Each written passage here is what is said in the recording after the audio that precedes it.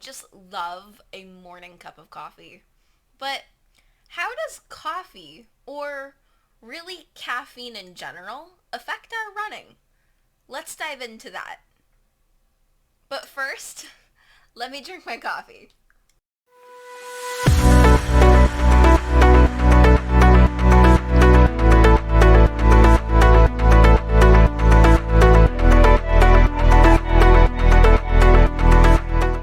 Hey everybody, welcome back to the channel.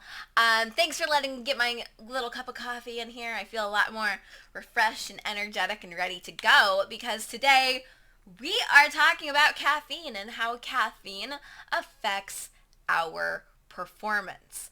Most of you may know that caffeine is a stimulant that produces adrenaline. And adrenaline gets our heart racing, our blood pumping, it gets our breathing increased, and our muscles ready to go to perform. Now, caffeine is the #1 legal performance enhancer product amongst athletes because there is so much research that has been shown that caffeine really has a positive impact on an athlete's performance. Now, that's not to say that caffeine doesn't have any negative side effects. However, in general, a little bit of caffeine has been shown to help athletes and runners run faster and longer. It's also been shown to lower your perceived exertion. Some of you guys may have heard me talk about the RPE scale. So if you run a 9-minute mile, and a 9-minute mile is normally a 6 to 7 on your RPE scale, maybe a little bit of caffeine might make running a 9-minute mile like a 5 or 6 on the RPE scale. So you can run faster with less effort. Amazing, right? I know for sure from now on I will not be skipping my morning cup of coffee. But coffee is not the only way that you can get caffeine into your system. There are pills and goos and chews and green teas, other ways of getting caffeine into your body. Coffee is just my preferred way of getting in that little kick in the butt in the morning.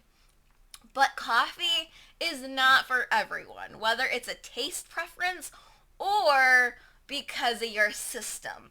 Some people do experience stomach problems, GI issues because of coffee. Some people experience heartburn.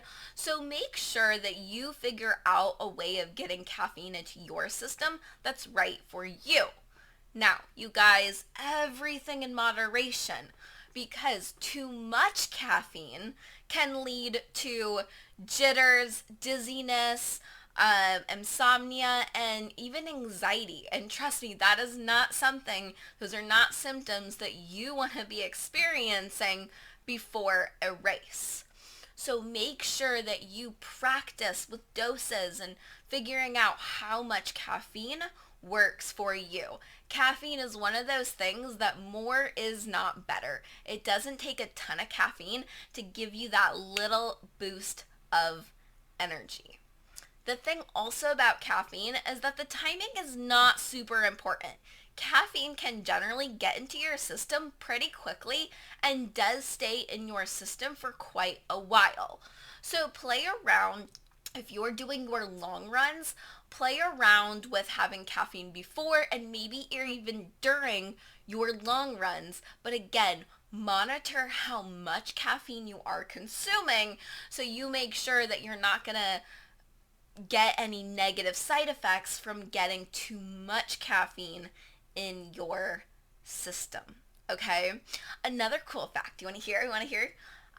Caffeine can actually produce endorphins very similar to a runner's high. So you want a little more of a pep in your step, you want a little bit more mental clarity, that runner's high. Maybe having a little caffeine beforehand isn't a bad idea.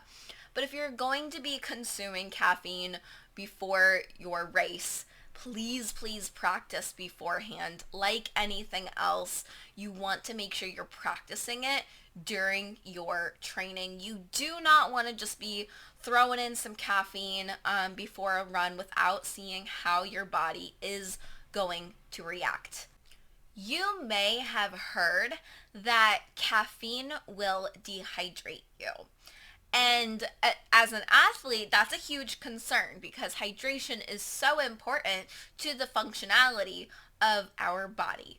But caffeine, even what maybe little dehydration it actually does, is not enough to affect our performance. So just like any other run, make sure that you're drinking water, make sure you're getting in those electrolytes, but that little bit of caffeine isn't going to be enough to completely just dehydrate you or derail your performance, okay? So don't worry about that aspect of caffeine. Okay, another cool thing is that caffeine has actually been proven to help boost your fat burning during a cardio session. So that fat utilization, taking fat and turning it into energy, has been proven to increase when you have a little bit of caffeine in your system. So in general, remember everything in moderation. You don't want to get too much caffeine. A little goes a long way, but for me, I'm gonna still keep drinking my morning cup of coffee. And you guys, let me know in the comments, are you guys a coffee drinker, or do you prefer a different way of consuming your caffeine? Or maybe you don't like caffeine at all. Let me know in the comments. I will talk to you guys very soon. Bye.